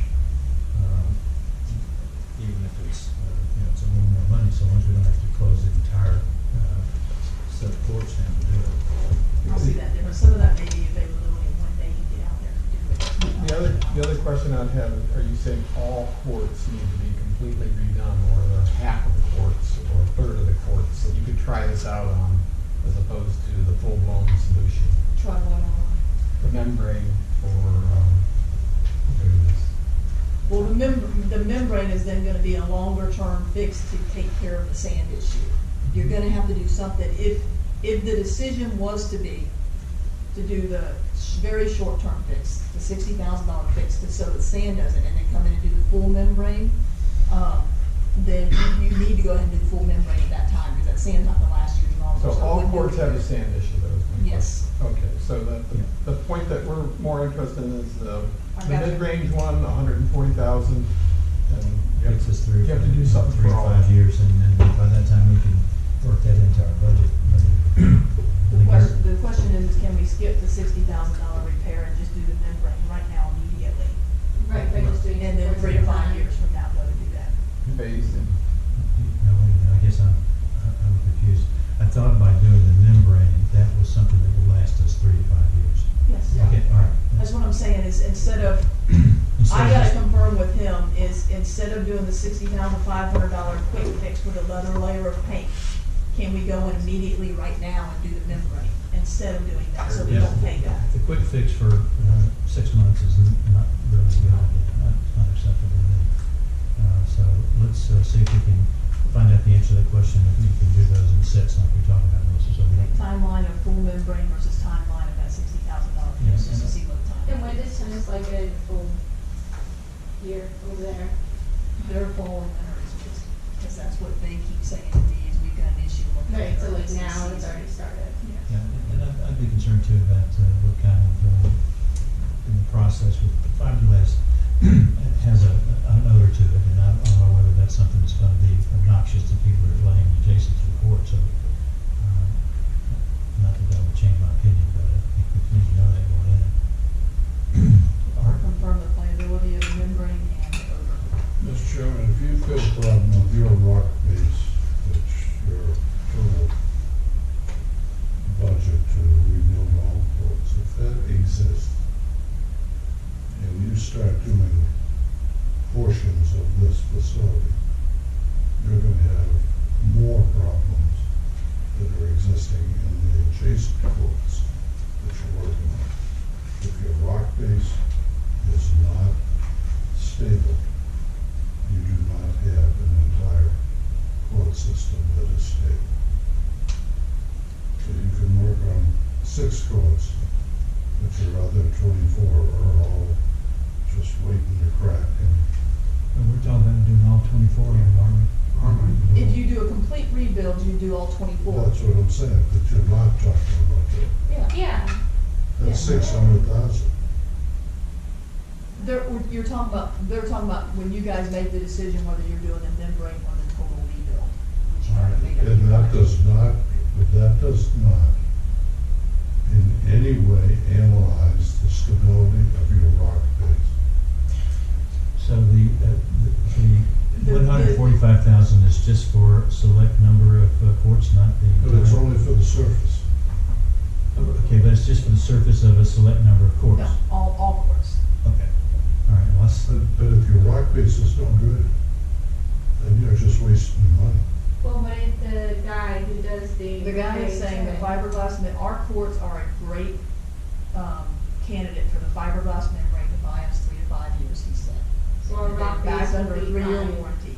At the end of that membrane, if you go that right, we need a total rebound build, and that's when they rip them all up and they fill in all the holes in the rock face and recompact it back down. Right, so he's saying that our rock base will be just fine. For 3 to 5 years. Well, how does he Membrane know on that? top. He hasn't seen the rock base. It's just his years of working in the field, looking at the cracks that are out there. Yeah, well, that and 20 cents and $2 to get checked out the car. Okay, so our options are do the membrane now and then rebuild the courts in 3 to 5 years, or do the short-term solution now and rebuild the courts two options, Or rebuild the course. Or rebuild the courts now. How can we do that now, though, when it's winter season? You have to, I mean, you can't keep some open, right? I mean, you have to But shut them all down. If you've got a problem with your house and the wall, then you wanna make sure you got a good foundation. That's where you start building your foundation. And you need to make sure your foundation on this tennis court is stable, period. If it isn't, you're wasting your money. Well, is one core sample gonna make a difference? No, I mean, you're gonna need probably a dozen samples to see what's the condition of your base material. This may be unique to one court with crack. You have a crack in every single one. The base is 30 years old. You may just be putting down new surface on 19 courts that are next year gonna want to display the same problem that you're looking at right now. Well, all right, then, if thinking this thing further, I mean, we need to get through the season, without disrupting the players, but we want it to be safe. So the option would be, the short term is doing the, clean the courts, pressure clean them, blowing up, and then putting a paint down to contain the sand. That'll get us through March, and that's, what is it, 60? 60,500. 60,500. March, you do a complete rebuild. Yeah, and then, how long does it take to do a rebuild? 6 months, they say, 4 to 6 months. And that's doing two courts. So that, you're gonna have to pull them down and go all the way to the bottom, because you go down to the base and you need to look at the sand, and you refill the holes in the So we have to close the entire tennis complex. Yes, that March is the time that Leslie said that she What's could the close first it. half and maintenance building getting done? It should be done by January, right? Yes. Over at swimming racket? Yeah. Yeah. I think you said by January, is that what you said, Melissa? Yes. Yes. Yeah, okay. I mean, I think if that's the route you wanted to go, and we knew that, then right now, Mike and I would have to get together with Leslie, and we would have to take a look at what we're gonna do, but if we know this far out, then we have plans and we can plan for it. Because at some point, those courts are gonna have to be redone, and we're gonna have to shut down for 4 to 6 months. There's no avoiding it, if we're gonna continue playing tennis out there.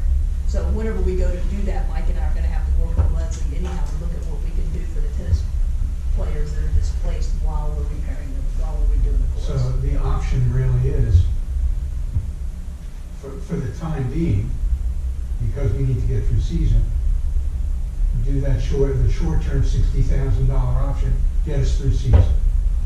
All right, what we need to determine, are we gonna rebuild the courts now, or are we gonna just put down a membrane and rebuild the courts 3 to 5 years from now? Well, if there's a guarantee for 3 years on the membrane, Why wouldn't we just do that now? Yeah, that's what I'm thinking. Because if your base is not bad, your memory Well, is so, no good. yeah, but we were talking about taking core samples.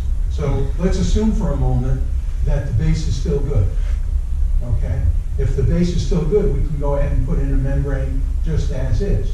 If the base isn't good, then we have to go ahead with doing a complete rebuild. But in any event, we can do the core samples and determine what our next move is, and we can do those pretty quickly, if I'm not mistaken. I would have to call and ask him on that, and then this is a different company that I talked to, give the core samples on the other one, so I asked them what their opinion of looking at the core samples was. And what the cost would be on sampling. And that's not all inclusive to Melissa said the life of the tennis courts are, what, 25 years? It's 20 to 25 years, the courts are 30 years old, so the courts need to be redone. So we're looking at in all probability, the subgrade there is probably not good. And if you put the membrane down there, then it's not going to be as effective if the base is not. Well, yeah, but that's what I want to determine. Yeah. If the base is no good, then obviously we have to go from the quick fix to a total rebuild. courts, all the courts cracking and sanding? Not all of them. All of them are sandy, not all of them are cracking, but there are cracks on the Yes, new but they are all 30 years old. Yes. How about you investigating, two things, Melissa? The length of time it would take to put down the resurfacing, we do those in sets of two with the fiberglass membrane, and then find out about the core sampling, if we can get that done, and how quickly that will be done, and let's talk about that Monday. Is that okay? That fit everybody's? Well, what you want on the membrane, because I know how long it takes, is what's going to be the difference between doing the back. Can we not do the back, if we decide to go that route, can we do the membrane right now instead of the $60,000? Can we do that in phases of two, rather than shutting down the courts? That's what we want to know, is whether we can do those in two, and then how long it's going to take if we can. Is that a 9-week process? Yeah. I guess, Time frame during the rest, okay, time frame. All right, I'll confirm that the membrane can be done in sets of two. Temporary fix can definitely be done in sets of two. okay, all right. Is everybody good with that, to defer that? Okay. Where's your agenda? Okay, so I believe that concludes the items on our regular business. And Mr. Treasurer, we have the invoice and the treasurer's report. I do. I have cash disbursements. Recommendation, there's 3 components of it. There's payroll, there's a group of 2 sets of invoices with a total amount of $532,040.31. Do I hear a second? Second. Discussion. I have a question. What is DBO, the annual fee, although it costs $175 a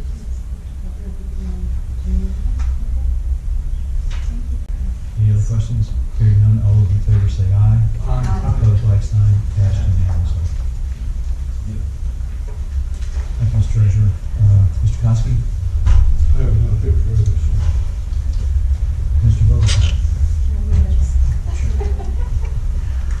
Brianna and I met with several components of the city and with EDSA about Gumbo Limbo, and we will reconvene on November 28th and 29th to discuss the redesign of and the different elements of Gumbo Limbo. So if anybody has any suggestions or questions or whatever, please email us so we know what we can do to give the city some input. Thank you. Steve? I think I've said enough for tonight. You've been good tonight. Mr. Wright? I have something. So, first of all, thank you for the opportunity to go with Melissa and Michael to the National Recreation Parks Association. I intended to send everyone a recap in an email, and I will still do that.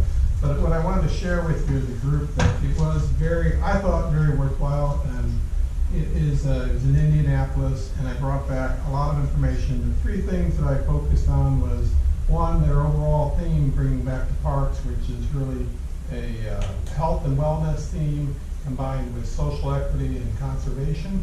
And those conservation themes are all through the vendors. And I believe you do learn from a lot from the vendors. So just like it's a shame that we didn't have more, I guess maybe it is the right thing, the input in the fountains, the input in the playgrounds, so you can see what's going on. And I kind of defer to I think we should defer more to our recreation director who's been going to these things and has installed things at Virginia Beach.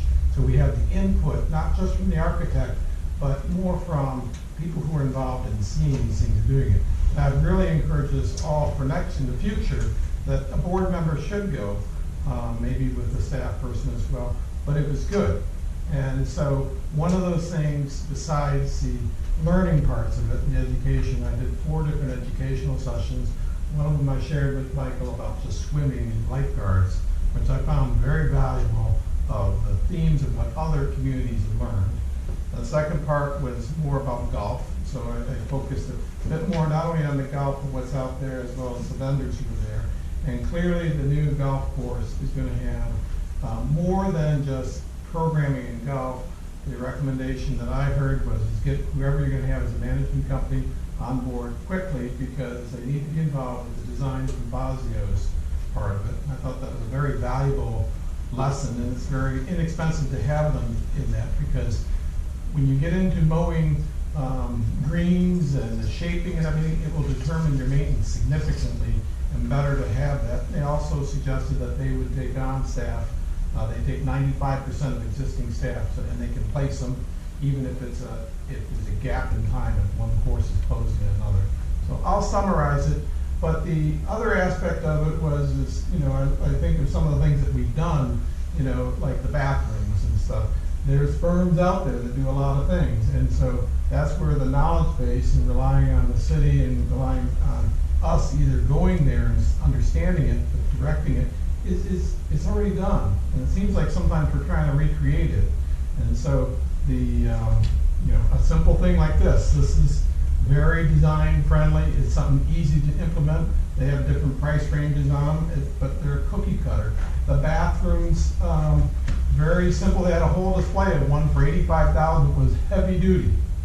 Okay, $85,000, and they drop it in. Now, if you want a very much more elaborate one, they have all more elaborate ones that go through the whole thing. These are Florida State approved ones. This is not something that we have to go, shuffle around and have it specifically designed.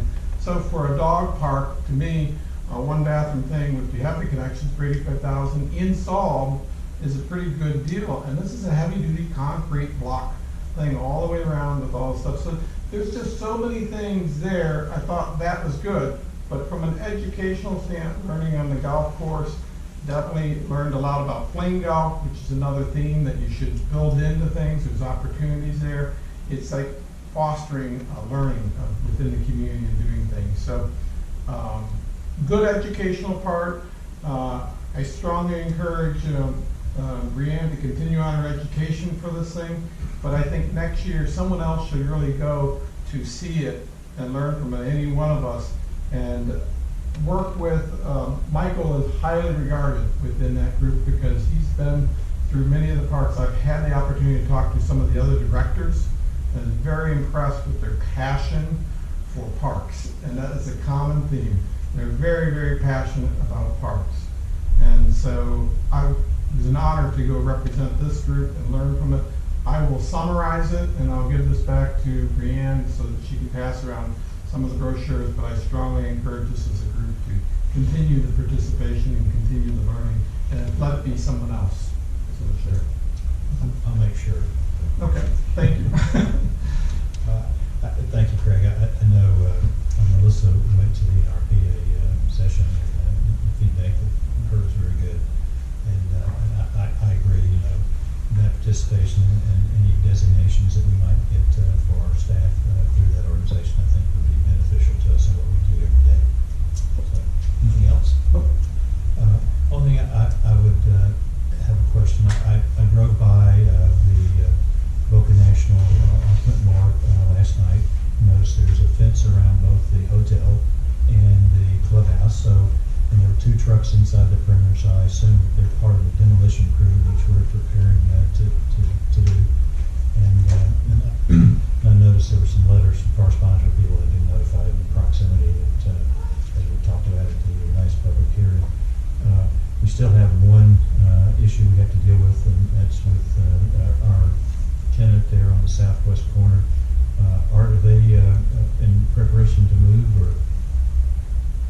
They've been in a very slow process of moving. And I think by the time we get to them, they'll be gone. We've rearranged the demolition schedule so there'll be the 3rd building to come down. Yeah, I think we ought to put them on legal notice that we will be looking to have them out by a certain date, because I don't know how long it's going to take to get the demolition done. You know, Mike? 12 weeks. 12 weeks. So, do you think in 12 weeks that our tenant would be able to move? Okay. Should we enforce that with a letter? Well, can I amend that? Because 12 weeks they want it to be done, including that.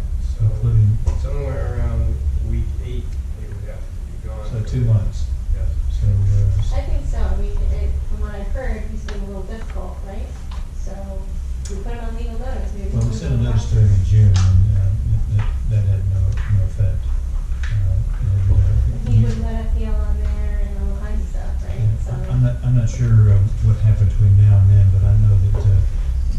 assure him, to us, that he's gonna be, not hold us up from knocking down the last building, I think we should let him know that a certain timeframe that, agree or disagree, Art? I agree that we can send him a notice. I think you should be aware that he has some claims against the prior owner for money. Right, I His understand. money being held in escrow because he maintained the property for Wells Fargo and alleges he wasn't paid. He lives on the property and is currently, we can't keep him from using his property, but he's occupying an alleyway, which is our property, which he should not be occupying unless the legal effect of the alleyway is to allow the residents of the area passage over the alleyway. He's certainly not entitled to park anything on the alleyway. You know, I guess is, I'm concerned that he may ignore us the last time, like he has so far. Yeah, and we still, you know, the power still runs to the building that we're, being billed to us. So he has no legal rights at all if there's no lease. Well, he has an agreement with Wells Fargo. And maybe some other terms that might apply. So we'll look into it a little bit, I'm happy to do it towards concurrence. I'm gonna meet the staff and look at it a little bit and send a You letter. know, I think so. I want to be sure that when they move on from the two, the hotel and the clubhouse, that they can go and finish up the job, and without having to, you know, hustle him out, because he hasn't been, maybe a nice guy, maybe, you know, is owed money by Wells Fargo, but that's Wells Fargo's issue, that, so I'd like to investigate the possibility of sending something to him. Right, we'll speak with Art. Yeah, in a nice fashion, you know, non-threatening, but, you know, he's gotta be out, he's gotta move. So, that's all I got. Any future agenda items, other than what we've talked about, we push forward to, The joint city meeting will be approximately November. I might have understood that the city wanted a definite financial number, before they had a joint meeting, is that not correct? That's correct, they do. Susan and I had discussed November, and then the city came back and said that they want something documented about their financial, what we're looking at right now for the golf course. And the architect is working on that as well. So they will not schedule until they have that in hand. And they want at least 2 weeks to look at it before they have it. So the number, or they want the details behind the number? They want a number and details, they want as much information as possible, but they definitely want the numbers. Okay. You should talk about if there's any other agenda items that they might want, because the last thing we want to do is get into, this is getting tighter and tighter for the time frame, and it sure would be nice to get their commitment for a team to facilitate some of all the work that has to be done to do it right. And Well, you keep in mind, they're talking about a $5.5 million process for permitting. take that long way. Yes, because we're doing site plan amendments and we're doing civil, what they call public works review, and so that is a 5-month process. You know, they built the Empire State Building in a Yes. far, Yeah. shorter period. These are less complicated. That wasn't Boca. I don't do that. I'll talk to Susan. Susan, find out if there's anything else that they'd like to discuss. Okay, and that's important. then bring it back to us. Okay. Hearing no other action come before the board or discuss, Move to adjourn? moved and seconded, all those in favor say aye. Aye. Opposed, like sign, meeting adjourned.